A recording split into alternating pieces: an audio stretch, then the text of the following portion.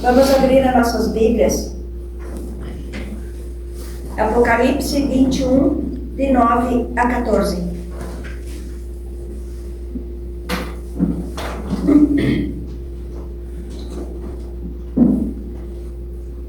E diz ali na introdução, a Nova Jerusalém. Todos acharam?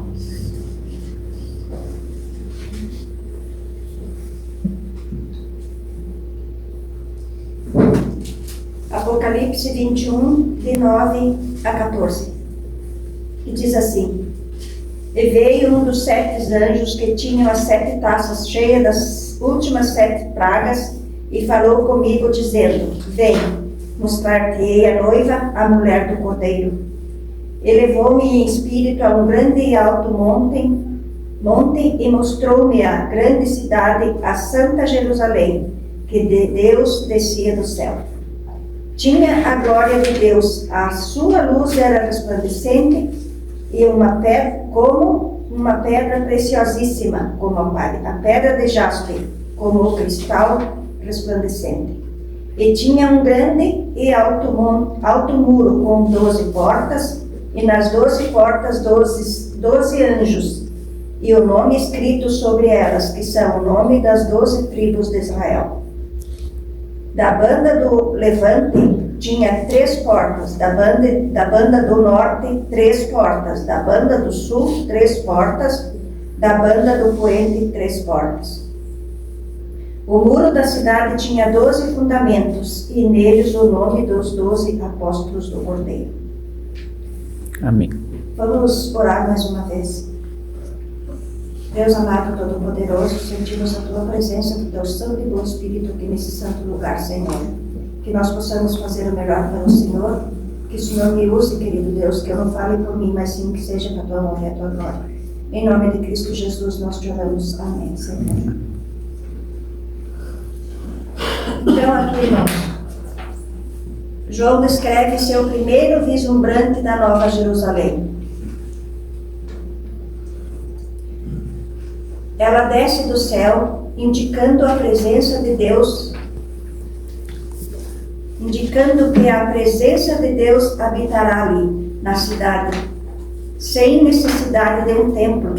Possui uma enorme muralha com 12 portões, cada um guardados por anjos, em homenagem às 12 tribos de Israel, e 12 conjuntos de pedras que formam o seu alicerce, em honra aos 12 apóstolos. Em Apocalipse 21, 9 a 14, que foi lido, a visão do apóstolo João se aproxima da proclamação da vinda de um novo céu e uma nova terra. Apocalipse 21, 1. Para uma visão deslumbrante e detalhada da cidade santa, Jerusalém, que é o versículo 10, esta é a nova Jerusalém que João descobre ser também a noiva, a esposa do Cordeiro. Na visão anterior vimos que esta nova Jerusalém foi aparentemente pré-fabricada, pois desce do céu já construída. Diz-se que ela foi preparada como uma noiva adornada para o seu marido. Assim como a multidão se maravilha com a beleza da noiva, entrando na cerimônia de casamento, a nova Jerusalém será no céu, de maneira deslumbrante.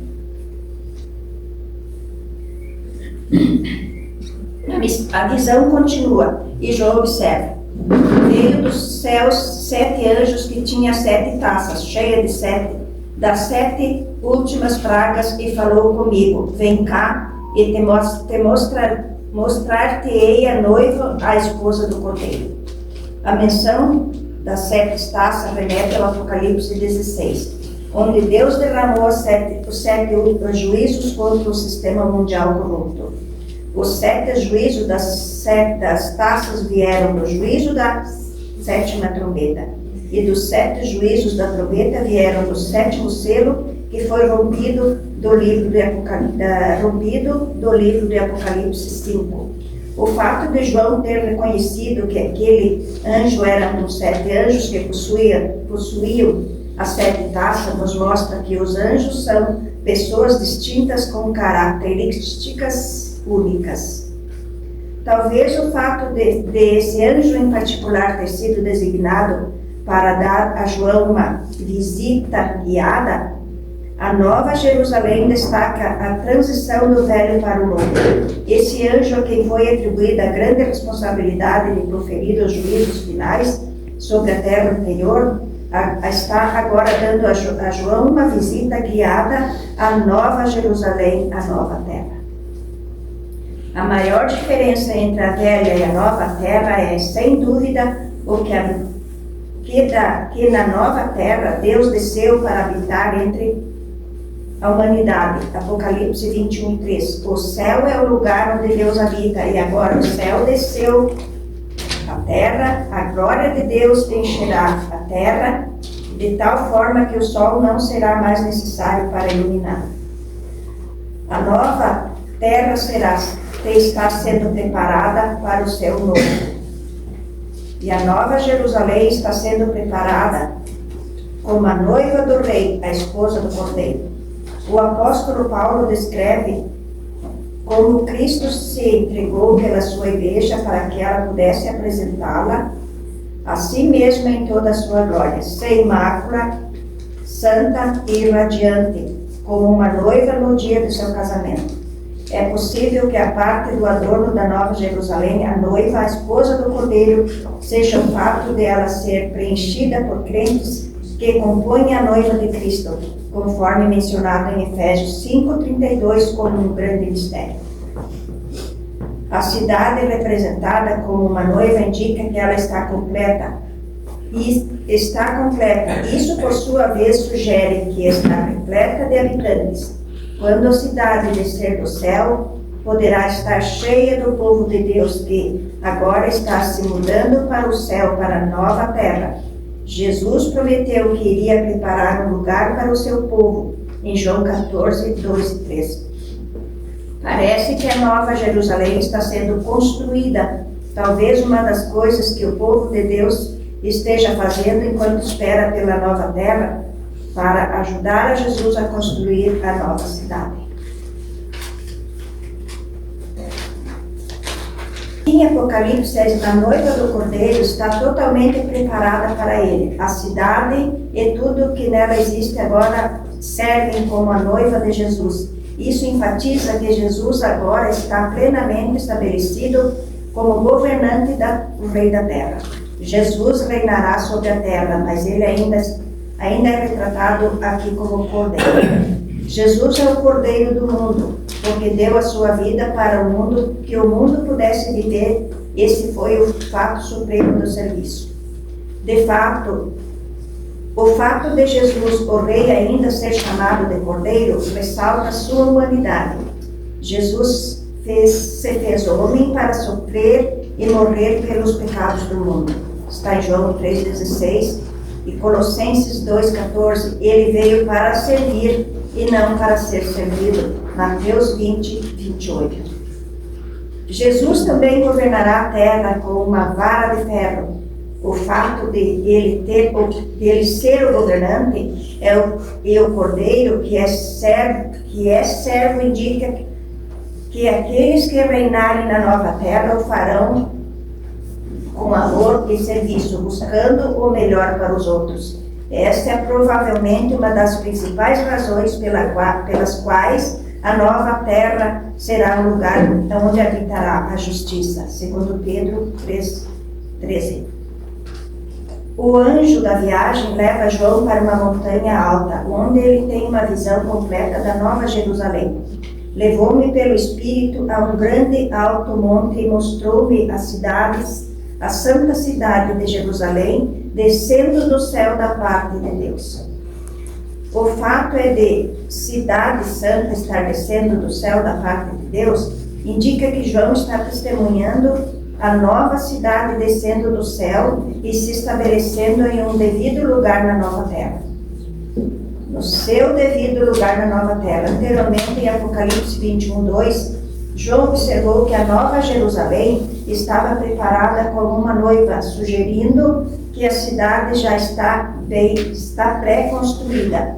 Agora João contempla descendo sobre a nova terra em resplendor visível. Isso ressoa que a declaração de Jesus em João 14:2, vou preparar-vos lugar. Amém. Vimos que Deus deu instruções preciosas a Israel sobre como construir a arca e o tabernáculo. Então, ele desceu para enchê-los com a sua presença. Está lá em Êxodo 25:40.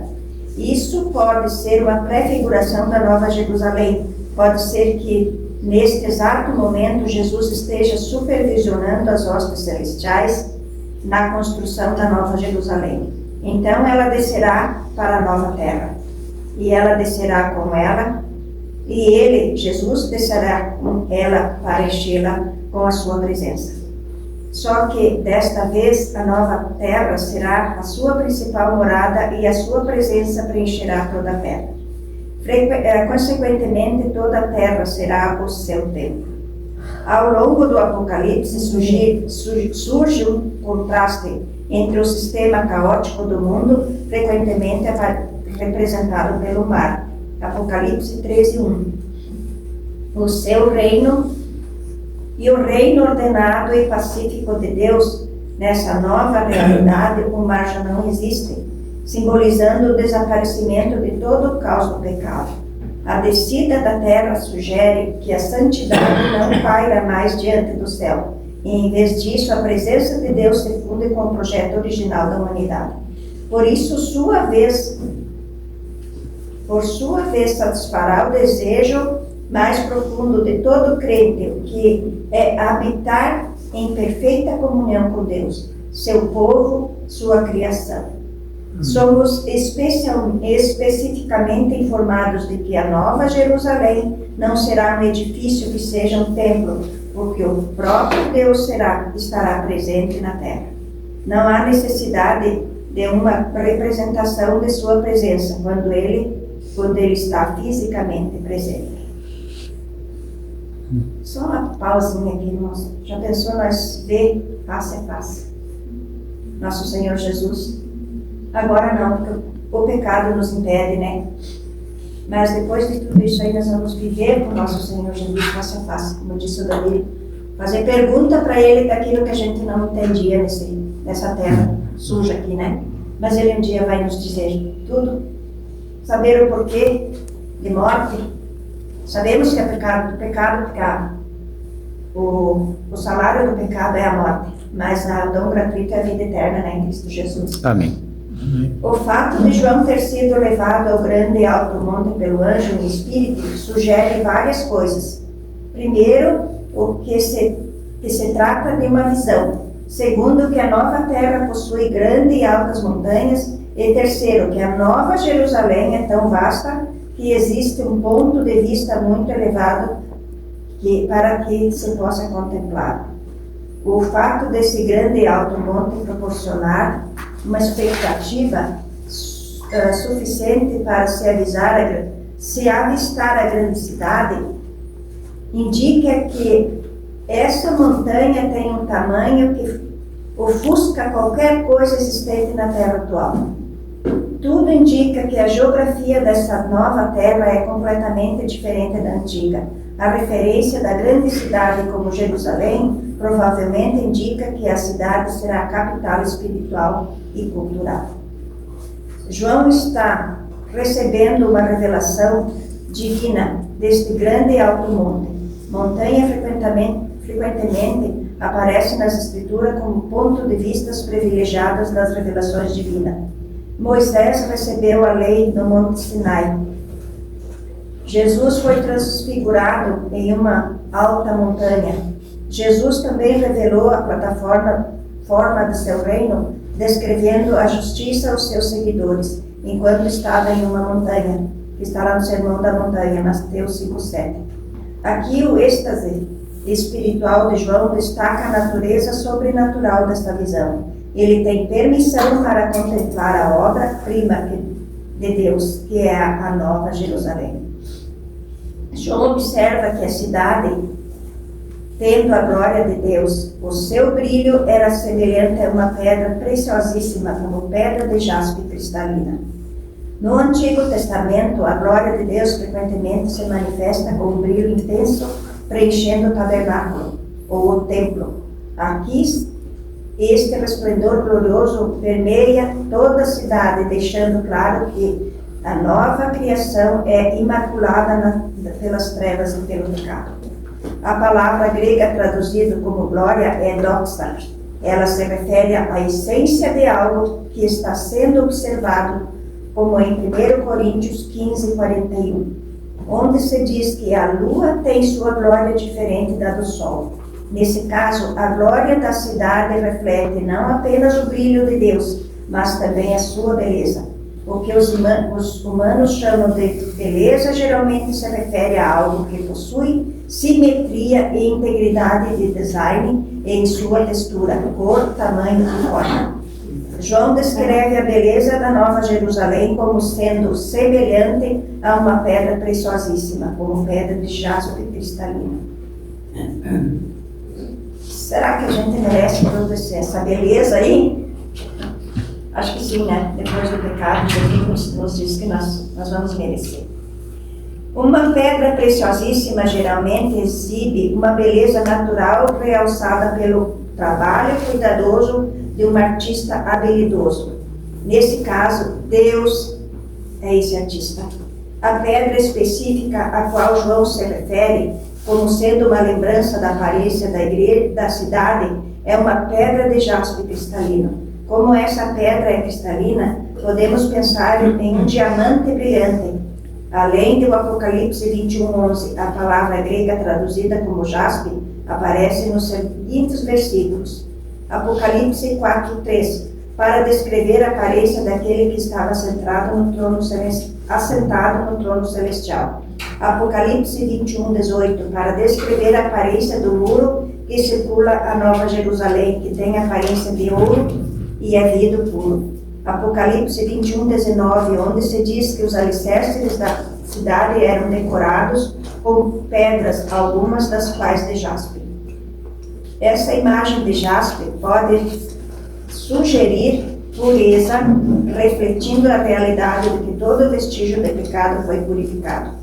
Como veremos em Apocalipse 21:27, nada impuro será permitido na cidade. No Antigo Testamento, a glória de Deus era letal e experimentada diariamente. Agora ele é o ambiente abrangente da nova terra, a parte que elimina a morte e o sofrimento. Subdentes que os crentes redimidos, agora em corpos glorificados e refinados pelo fogo, podem permanecer na plenitude da sua presença sem temor. O episódio dos 3 hebreus fiéis que permaneceram ilesos como o anjo do Senhor na fornalha ardente pode ser uma prefiguração na nova terra. Daniel 3:25.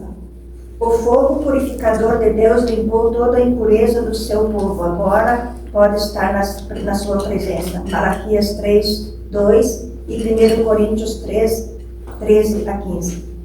A presença radiante de Deus preencherá a terra e se refletirá em toda a Nova Jerusalém. As Escrituras afirmam que todos os que pertencem a eles serão conformados à imagem de Cristo.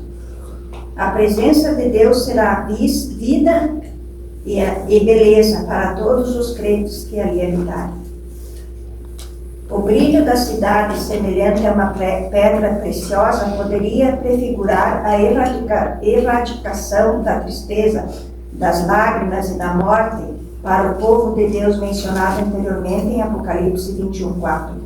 Liberto das amarras do pecado, o povo de Deus que habita na Nova Jerusalém participa da alegria do seu Mestre.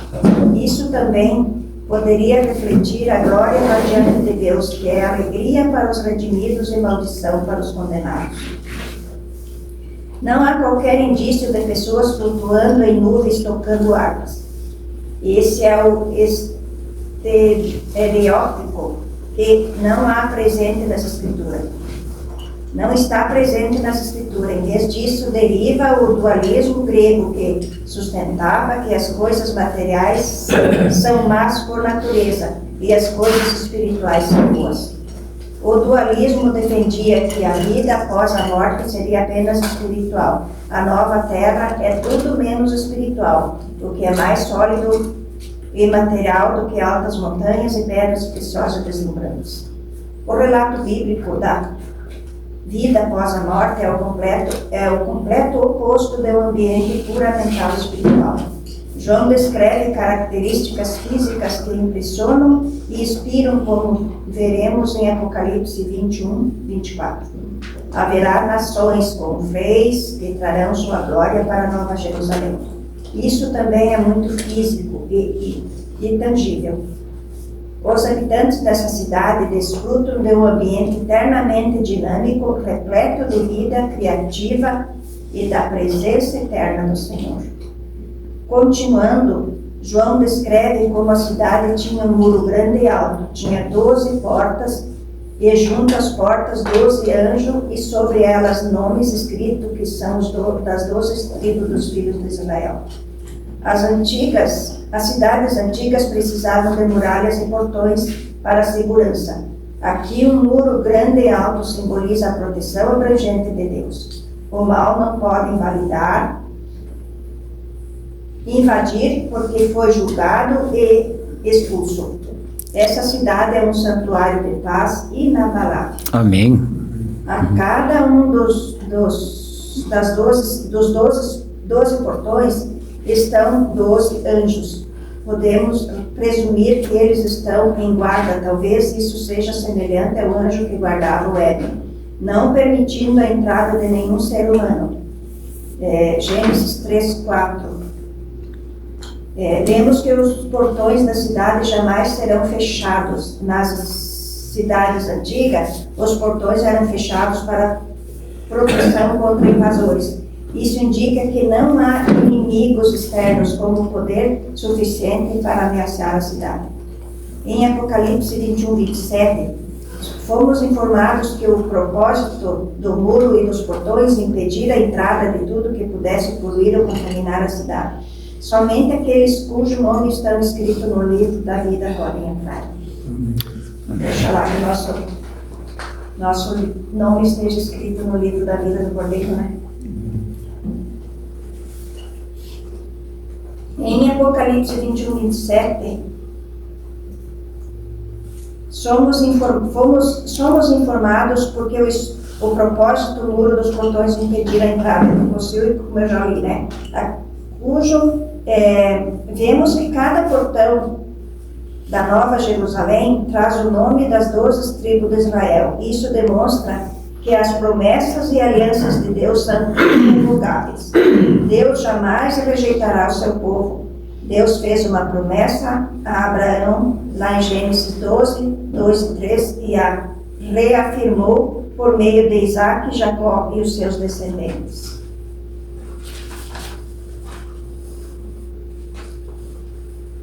O nome das tribos de Israel, dos filhos de Israel, escrito nos portões, pode servir como memorial da fidelidade de Deus em cumprir todas as suas promessas a eles.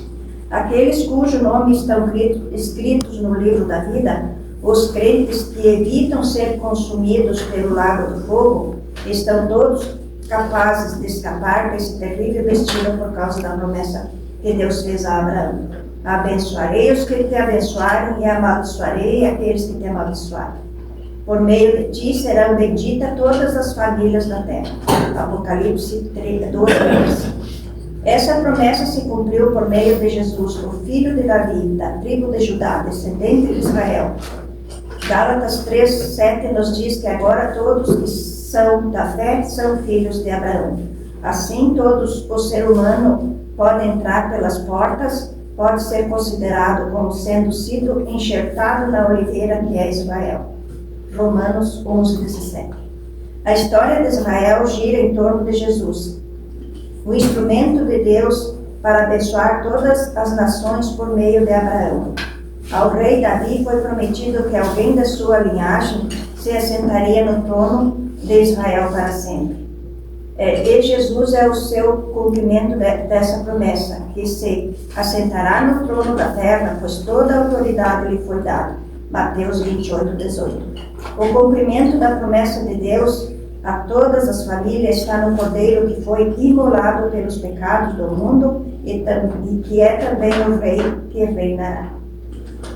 É por meio de Jesus, o Filho de Davi, que também é o Cordeiro, que os crentes podem ter seus nomes escritos no livro da vida.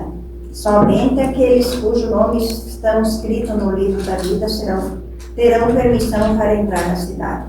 Todas as famílias da terra podem ter seus nomes escritos no livro da vida pela fé em Jesus.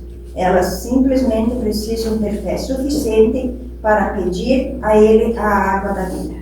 Apocalipse 21, 6. João então observa: 3 portas estavam ao oriente, 3 portas ao norte, 3 portas ao sul e 3 portas ao ocidente. As 4 direções leste, norte, sul e oeste transmitem a ideia da plenitude, lembrando como na época do deserto de Israel. As tribos acampavam em 4 grupos ao redor do tabernáculo, que está lá em Números 2:2. Isso também sugere que cada canto da nova terra, postos de acesso à cidade, destacarão que a Nova Jerusalém é o centro da vida da nova terra, como veremos em Apocalipse 21, 24. As nações da terra virão a Jerusalém e trarão sua glória para a cidade. A disposição de 3 portas de cada lado demonstra simetria e equilíbrio. Isso pode ser parte da razão pela qual João comparou sua aparência a uma pedra muito valiosa. Apocalipse 21, 11. As pedras valiosas são tipicamente muito simétricas.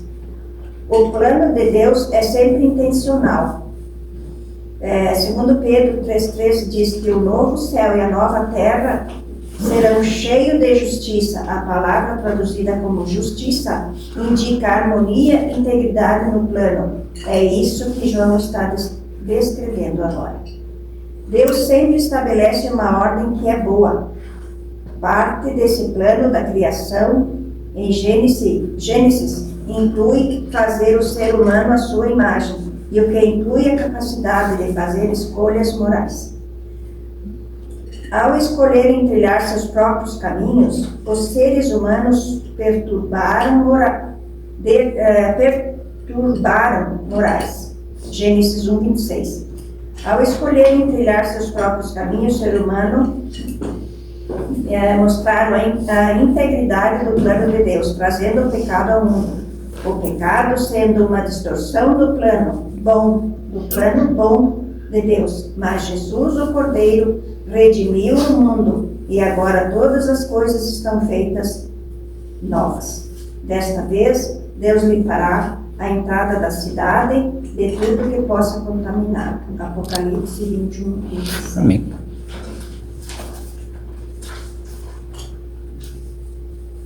Deus protegeu a arca e as práticas de adoração de Israel. O acesso ao Santo dos Santos era restrito para que nada que fosse impuro pudesse entrar. Jesus abriu o caminho da entrada em sua presença para todos os que creem. O uniforme dessa cidade parece acolher todas as nações e línguas que têm permissão para entrar, mas não aqueles que não profanariam o Santo dos Santos.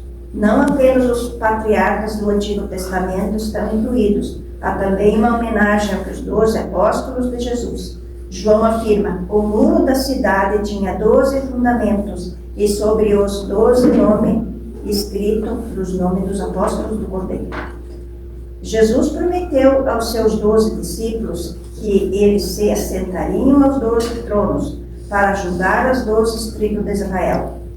Essa promessa provavelmente se cumpriu durante o reinado de 1000 anos na terra atual, descrito em Apocalipse 20, de 1 a 5. Mesmo assim, os apóstolos serão lembrados aqui como os seus 12 nomes escritos nas 12 pedras fundamentais, Isso indica que Deus não apenas honrará promessas feitas a Abraão e Israel sob a antiga aliança, mas também honrará todas as promessas feitas da nova aliança. O memorial a Israel, os portões e os apóstolos de Jesus, o alicerce, abrange as narrativas do Antigo e do Novo Testamento. Deus declarou sua criação muito boa. Quando ela caiu no pecado e nas trevas, ele levantou Israel para ser uma nação sacerdotal e mostrar ao mundo que o caminho de amar o próximo é superior ao ethos pagão de exploração e dissipação. Ele lhe mostrou como manter esse modo de vida superior por meio de uma aliança onde os maiores mandamentos eram amar a Deus e amar o próximo. Quando a lei se mostrou insuficiente para trazer justiça, Deus estabeleceu uma justiça independente da lei por meio de Jesus. Deus inaugurou uma nova aliança por meio do sangue do Cordeiro. Mateus 26, 28. Deus enviou o seu Espírito para habitar nos corações de que creem, escrevendo sua lei em seus corações. 2 Coríntios 3:2. Jesus tornou isso possível a servir voluntariamente como o Cordeiro de Deus que tira o pecado do mundo. João 1:29. Ele assim conquistou o direito de abrir os selos do livro que deram início aos eventos que levaram ao fim da era anterior e a inauguração de uma nova era, como uma nova terra repleta de justiça. Assim como Jesus estabeleceu memoriais para 12 tribos de Israel e os 12 apóstolos, ele promete criar memoriais para qualquer crente que vença e viva uma testemunha fiel que não teme a rejeição, a perda ou morte no mundo. E ele diz para nós em Apocalipse 3, ao vencedor falo-ei, coluna no santuário do meu Deus.